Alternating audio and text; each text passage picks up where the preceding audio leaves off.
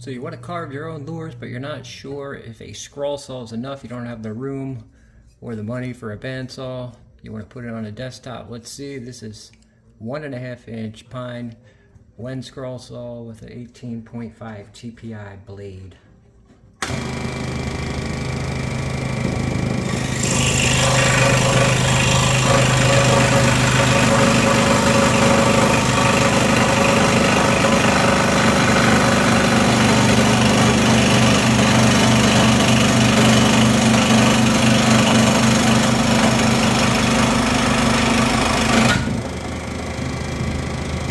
There you have it, however long that took.